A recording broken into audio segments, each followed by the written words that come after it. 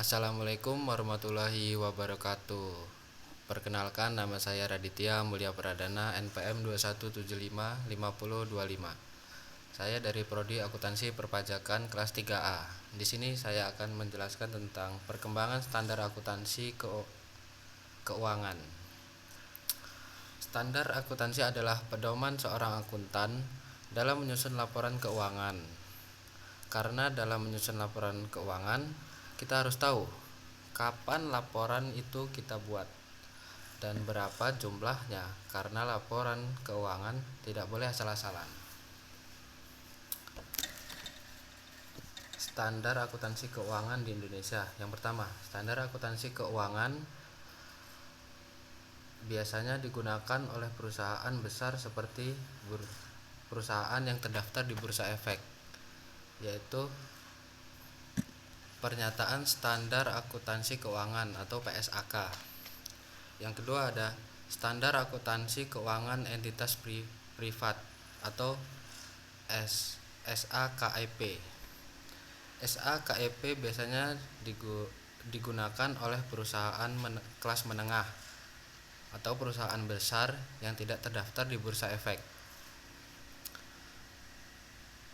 Yang ketiga itu Standar Akuntansi Entitas Mikro Kecil Menengah atau SAKEMKM. Yang keempat ada Standar Akuntansi Syariah, yaitu untuk mengatur transaksi syariah. Terus selanjutnya ada penyajian laporan keuangan entitas. Selanjutnya ada Standar Akuntansi Pemerintahan atau SAP.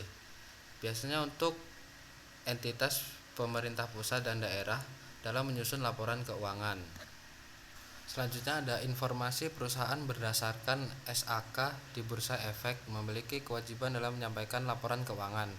Yang pertama, entitas menyajikan informasi yang relevan bagi pengguna untuk membantu dalam pengambilan keputusan, yang dimana di dalamnya ada informasi yang disajikan dapat berupa informasi keuangan dan non keuangan. Lalu informasi dapat bersifat mandatori.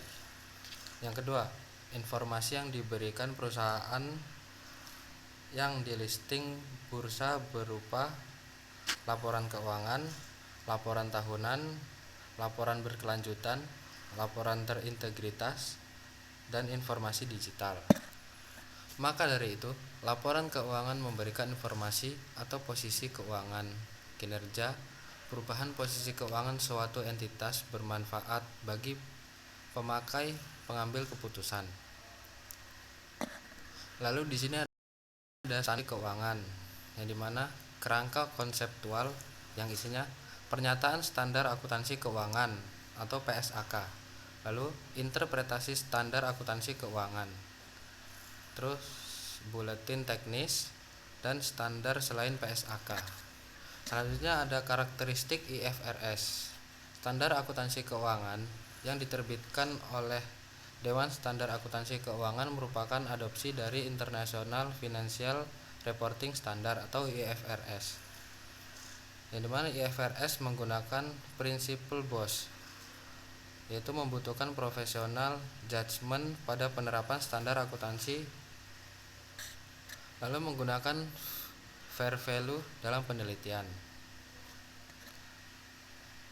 lalu mengharuskan pengungkapan yang lebih banyak baik kuantitas maupun kualitatif. Lalu ada standar akuntansi internasional. Standar akuntansi internasional yang saat ini menjadi awan. Yang pertama IFRS, International Financial Reporting Standard. Terus yang kedua IPSAS, yaitu International Public Sector Accounting Standard. Lalu ada SFAS, Statement Financial Accounting Standard. Lalu di sini ada pengaturan PSAK. PSAK terkait pelapor, yaitu PSAK terkait pengaturan transaksi dan konsep pengaturan komponen. Tujuan pelaporan keuangan untuk menyediakan informasi keuangan tentang entitas pelapor berguna untuk investor dalam membuat keputusan. Karakteristik informasi keuangan. Yang pertama, karakteristik kuantitatif fundamental, yaitu relevansi dan representasi. Yang kedua, karakteristik kualitatif peningkat. Yang pertama ada keterbandingan, yang kedua ada keterverifikasian, yang ketiga ada ketepatwaktuan, dan yang keempat ada keterpahaman. Lalu di sini ada unsur-unsur laporan keuangan. Yang pertama itu definisi aset, yang isinya hak, potensi untuk menghasilkan manfaat ekonomik. Lalu ada pengendalian, unit akun, dan kontrak eksekutori. Lalu ada definisi liabilitas, yang dimana isinya adalah kewajiban, pengalihan sumber daya ekonomik, dan kewajiban kini sebagai akibat dari peristiwa masa lalu. Demikianlah yang dapat saya sampaikan mengenai perkembangan standar akuntansi keuangan.